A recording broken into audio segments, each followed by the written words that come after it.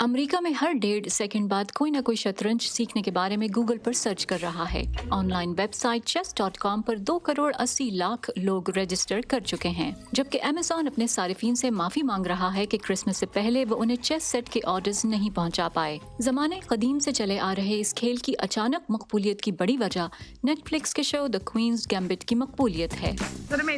ये जबरदस्त शो है, बहुत मजा आया। मैं इसी की वजह से शतरंज की तरफ माइल हुई। कल रात ही मैंने शो मुकम्मल किया। चेस की दुनिया में 50 साल बाद इतनी बड़ी बात हुई है। तब एक अमेरिकी खिलाड़ी बॉबी फिशर रूसियों के मद्दे मुकाबिल था। वो आखिरी बार थी जब अमेरिका में ऐसा जोश देखा गया जिसे आप शतरंज का बुखार कह सकते हैं। अमरीकियों का शतरंज से एक पेचीदा ताल्लुक रहा है। रूस और अमेरिका के दरमियान सर्द जंग के दौर में भी ये एक महाज थी। 1972 में अमेरिकी खिलाड़ी बॉबी फिशर ने चेस चैंपियनशिप में रूसी खिलाड़ी बोरिस स्पैस्की को हराया था। उसे तब गेम ऑफ द सेंचुरी का नाम दिया जा रहा था। नेटफ्लिक्स शो क्वींस गैम्बिट कुछ लिहाज से वैसी ही दास्तान बयान करता है। ये रियासत कंटैकी से ताल्लुक रखने वाली एक यतीम लड़की की कहानी है जो अपनी जाती उलझनों और रूसी चेस ग्रैंड मास्टर दोनों को शिकस्त देती है। एक ऐसे मुकाबले में जो दो अजीम सुपर पावर्स के माबैन कई दिहाइयों के तनाज़े की हदों को पार करने में कामयाब रहता है। मुखालिफिन यानी सोवियत चेस चैंपियंस को बहुत गर्मजोश दिखाया गया है। शो में सर जंग के हवाले से लड़ाई के बारे में नफरत अंगेज ख्यालात शामिल नहीं किए गए। शो में सोवियत ग्रैंड मास्टर बोरगोव का किरदार आलमी चेस चैंपियन गैरी कैस्परोव ने निभाना था, लेकिन इसकी बजाय गैरी ने शो के तमाम मुकाबले खुद तरतीब दिए। वो कहते हैं कि स्क्रीन पर दिखाए गए तमाम मुकाबले बिल्कुल हकीकी हैं।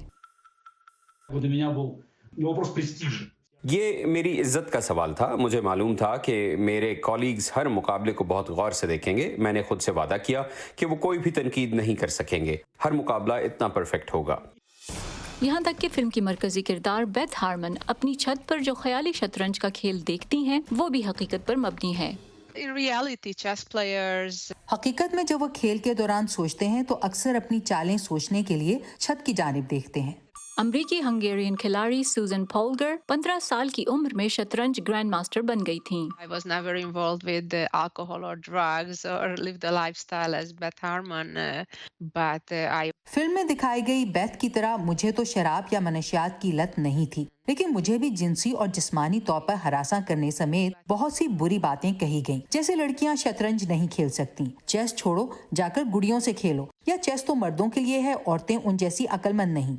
ताहम शो में तवज्जो इन बातों पर नहीं बल्कि इस ख्याल पर है कि शतरंज इंसानों के दरमियान ताल्लुक पर मबनी है। इसकी कोई हदें नहीं और सर्द जंग के दौरान भी एक दूसरे की तरफ गर्मजोशी का इजहार मुमकिन है। शतरंज पर 50 से ज्यादा फिल्में बन चुकी हैं, लेकिन कम ही किसी ने इस खेल को इतने पुरकशिश अंदाज से पेश किया। अलेना वुल्फ के साथ Pfizer Bukhari, voice of America.